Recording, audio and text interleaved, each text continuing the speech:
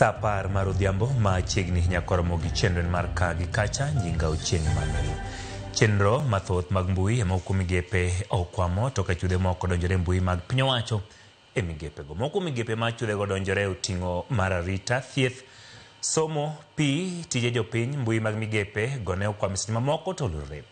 Ma ok en tielo mokwongo ma mbui mag piny owacho imonjo kendo donjore go. Piny owacho yango marakore kod monjno mapiyo kendo duoko kare chenro magi.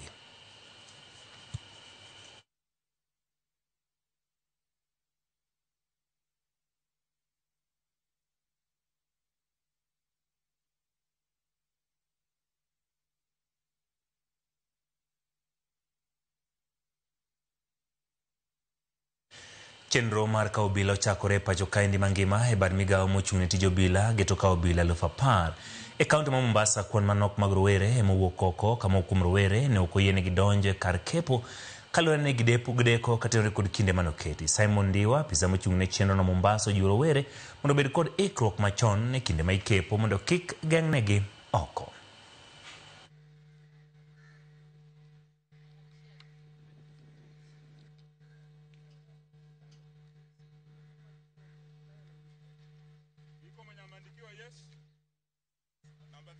Ya venye tulikuwa tunatarajia, lakini sisi kama mayouth pia tungependa sana juu mimi this was my final year, niko 27 na mnaona age limit ilikuwa 28 years, na sasa pia tena ningependa kuwahimiza wana serikali wakati hizi vitu hiyo wakati kesi ilikuwa inapelekwa kotini na tena inahairishwa inapelekwa kotini, watu kama sisi by next year tungekuwa rolled out. Unaona juu sasa miaka ingekuwa imeshapiga pale mwisho kulingana na venye kwa medical age limit, lakini kwa sasa process inaendelea even though turnout ya sisi kama wanawake iko chini, lakini everything is going to be possible na tunataka. Haijakuwa ile idadi kubwa vile tulikuwa tunatarajia, lakini hata hivyo kulingana na ile idadi ambayo pia tunatarajia kuchukua si mbaya, ni idadi ambayo inatosha.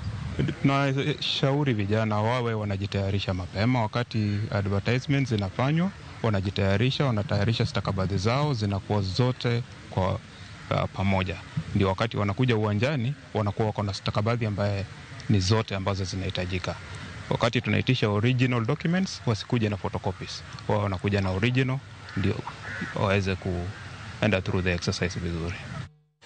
Chenro mar kawo kurutu mag obila dhi nyime e gwenge mopogore opogore kaunti ma Homa Bay kama rowere nowuok oko matemo hapgi e kuonde ma itime kepo ma kamago. Chenro no chakore okinyi ma kawuono e centers mopogore opogore ma migawo ma arita ne oketo kaka kuonde ma itime kepo mag kurutu mag obila. Sub kaunti ma Homa Bay chenro dhi nyime e stesend obila ma Homa Bay. Apisa mar obila ne otelo ne chenro mano ma Daniel Hasihobe moko ni nyaka ne gichak chenro no onge rach moro amora mane gineno kane koni chenro itimo maonge mibadhi. Kata kamano mokum rowere mane ogole line e kinde chenro no ne dhi nyime gi ywak ni gik matindo machalo koso ning'o wang' ema nomiyo ogolgi oko.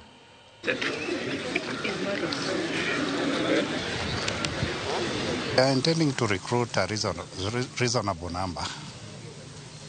According to our slot, is around 16. This being a corruption-free zone, please don't involve yourself in any kind of corruption.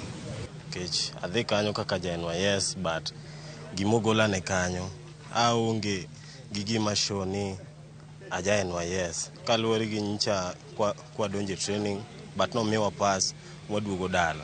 Koro this information odhi ne jo NYS at least ka gimiyo ji pass gimi ji kata ID moro manyalo shoni ng'ani oya NYS. Go line nikech wach mar ning'o wang'.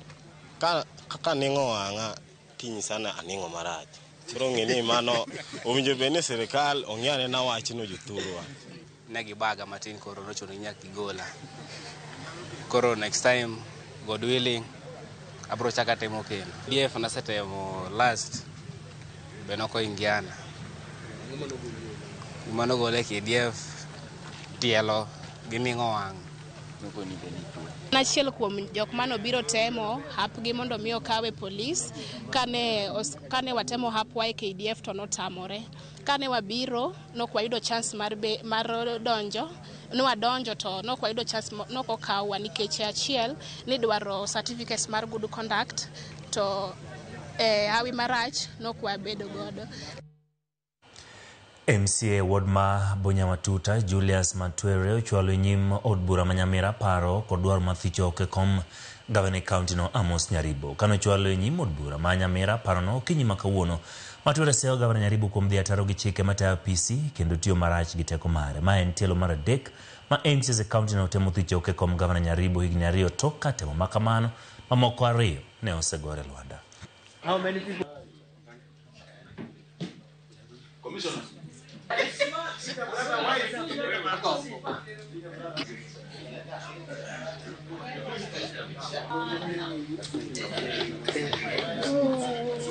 Remember, I wish to give notice of motion for removal of Honorable Amos Nyaribo, the Governor of Nyamira County, from office by way of impeachment on the following grounds.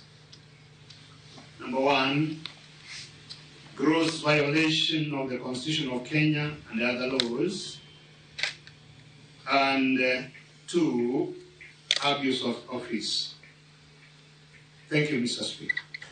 Jopuonjre mag grade mar 10 chako donjo skunde mag sekondar chakre tarik 12 dwe mar achiel higa manyien moyang kod jagoro mongire migawo masomo ngire Julius Bitok mane twak kinde yawo kontena mar penj Kikuyu e kaunti ma Kiambu.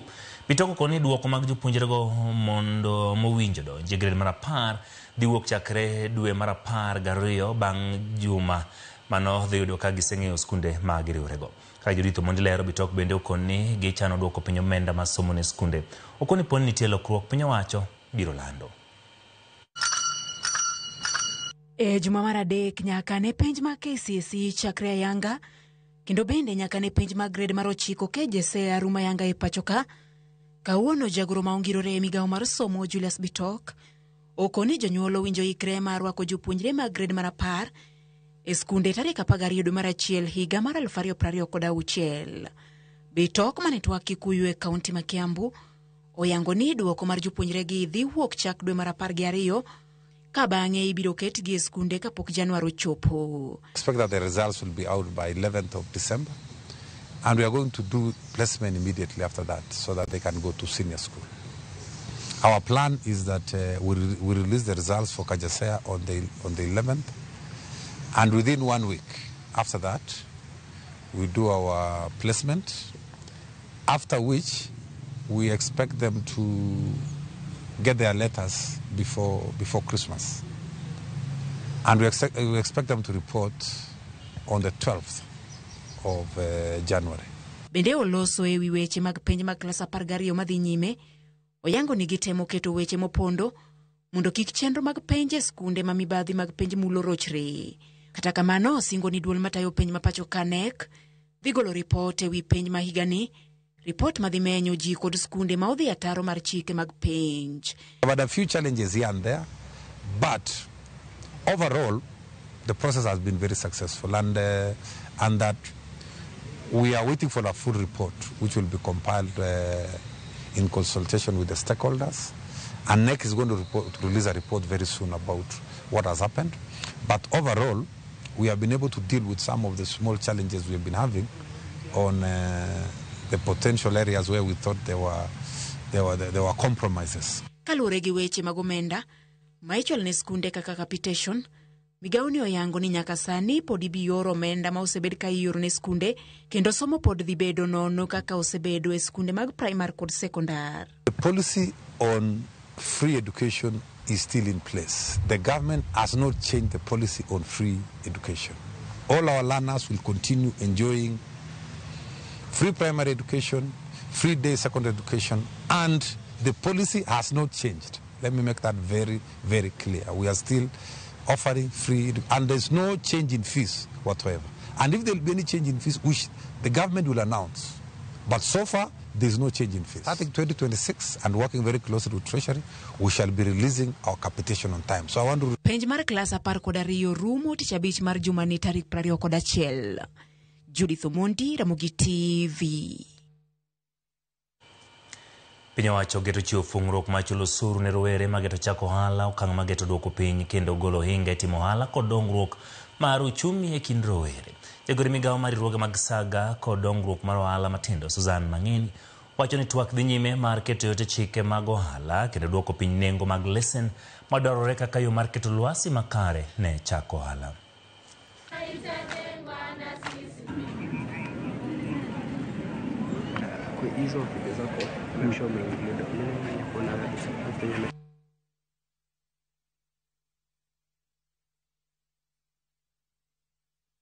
Having those conversations, and that's why on the day of disbursement we want to create a forum that brings together the leaders from both the county governments and the national governments to look at how best can we create a conducive and an enabling business environment where these young entrepreneurs, remember there are going to be young entrepreneurs coming in, they will not be scared, they'll be encouraged. Ni kampuni gani ingependa mtu ambayo ana insight watu? Ni kampuni gani angependa mtu ambayo ni wa matusi? Kwa hivyo pia watumie simu yao vizuri the young people so that they do not find themselves in trouble in future.